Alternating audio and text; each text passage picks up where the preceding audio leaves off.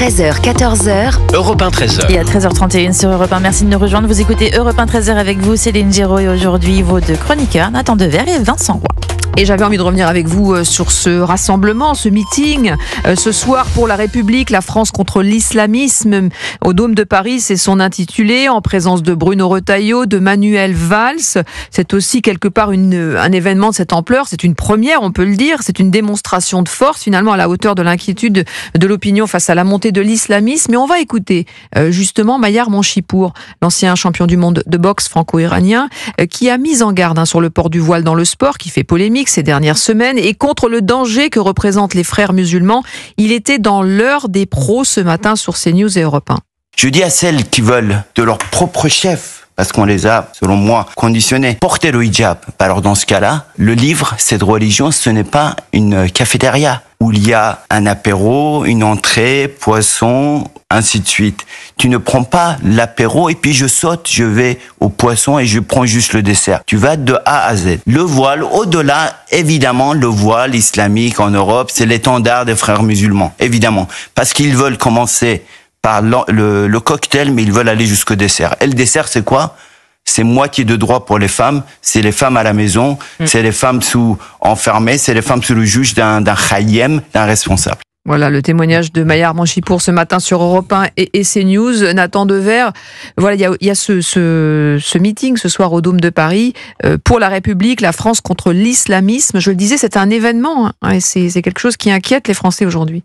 Non, mais la tenue de ce meeting est une bonne nouvelle. Enfin, en fait, c'est évidemment normal. Je soutiens mais de cette ampleur-là, j'entends, c'est pas dans une petite salle, c'est 4 à 5 000 personnes rassemblées pour écouter Bruno Retailleau, Manuel Valls et d'autres personnalités de renom. Il est très important d'écouter. Je crois que maintenant, le diagnostic chez n'importe quel Français, être humain, même du monde, qui a un tout petit peu de bon sens, de lucidité, des yeux un tout petit peu ouverts sur ce qui se passe dans le monde depuis 20 ans et peut-être même 40 ans, évidemment que l'islamisme aujourd'hui est une idéologie totalitaire qui essaye de détruire, de prendre le pouvoir partout, de détruire tout ce qui relève de la liberté, de la coexistence, de la félicité dans les pays qui s'agisse des pays du monde arabe, qu'il s'agit de démocratie libérale, qu'il s'agit au sens large de l'Occident. Le désaccord que j'aurais avec le monsieur qu'on écoutait tout à l'heure, le sportif, monsieur Monchipour, c'est sur les méthodes.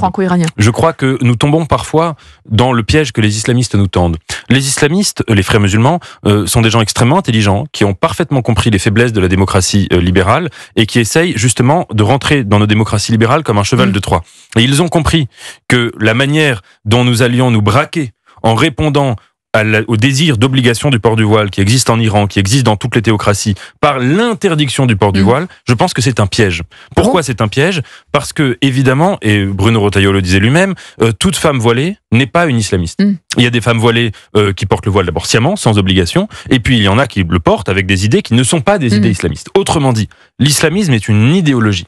On répond à une idéologie en s'attaquant par des idées et en stoppant la diffusion de ces idées, pas en s'attaquant à des signes extérieurs de religion. Oui, mais le voile est une soumision aussi, est une forme de ce que disait Bruno Retailleau. Je pense qu'il y a des méthodes beaucoup plus efficaces, dont on ne parle jamais, qui permettraient de lutter de façon beaucoup plus radicale contre l'islamisme en France. Non, mais de toute façon, sur l'affaire du voile, n'ayons aucune illusion, on n'y arrivera pas. Écoutez, depuis Creil, on n'a pas réglé le problème. Bon, alors là, toute la question se pose de savoir s'il doit être interdit. Alors oui, il est interdit lors des compétitions sportives, mais pendant les entraînements, on le garde. Depuis Creil, ça n'existe pas. Alors maintenant, pour en revenir à cette manifestation... Au danger des frères musulmans sur l'entrisme, ce que dénonce... C'est écrit par tous les directeurs successifs de la sécurité intérieure qui vous disent que l'islamisme, l'entrisme islamique est véritablement une menace existentielle pour notre pays. Et puis, il y a 15 jours, vous avez des gens de LFI qui ont fait venir à l'Assemblée nationale, souvenez-vous,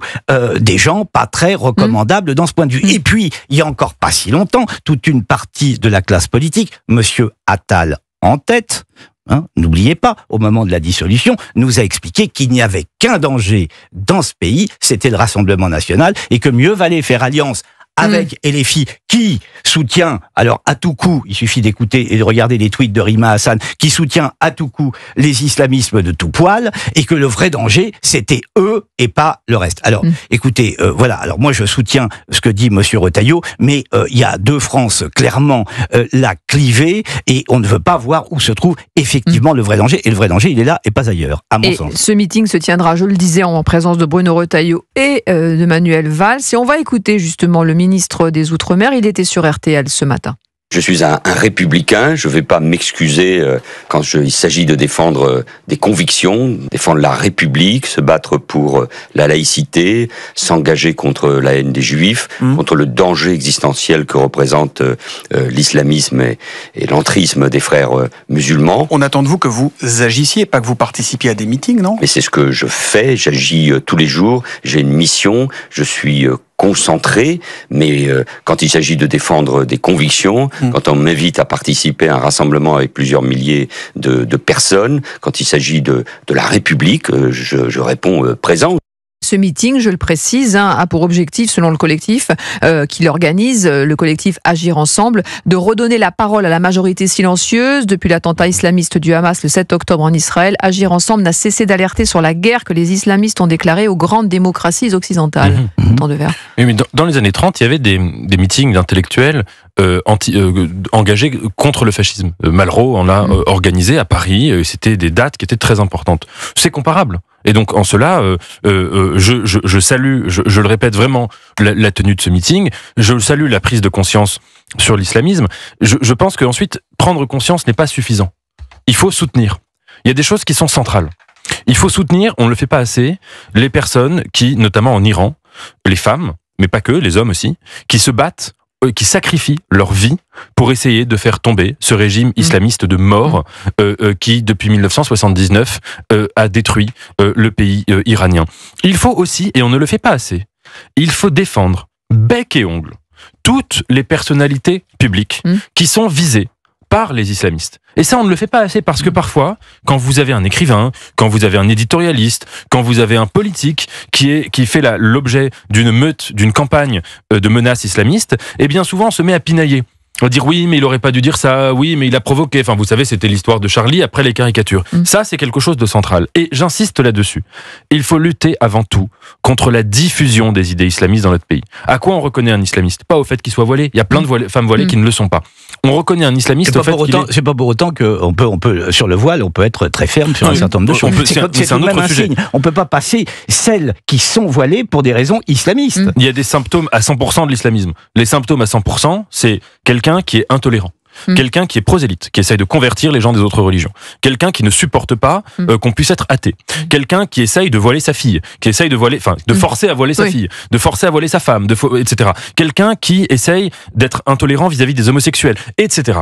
Ça, c'est des symptômes très clairs de l'islamisme. Il faut lutter contre la diffusion en France et dans le monde des idées islamistes au sein de l'islam. Et pour cela, je crois qu'il y a des mesures qu'on pourrait discuter. Je pense qu'il faudrait repenser la loi de 1905, vraiment à la racine, en essayant de faire en sorte que le prêtre d'une religion, quelle qu'elle soit, et en l'occurrence des imams, ne puisse pas, soit empêché par la République de véhiculer la moindre idée islamiste, ce qui pose la question des fonds du financement des cultes. Parce qu'avec la loi de 1905, les cultes en France peuvent être financés par des pays étrangers, y compris par des théocraties, y compris par des pays comme la Turquie, qui ont une grande proximité avec les idées islamistes. Cette question-là, on ne la pose pas dans le débat public, mais elle est à mon avis centrale, beaucoup plus importante, beaucoup plus efficace que nos débats un peu excités sur le voile, qui sont névrotiques et qui, comme vous l'avez dit, sont contre-productifs. Et j'ajoute à ce que dit Nathan que moi je serais par exemple sur les questions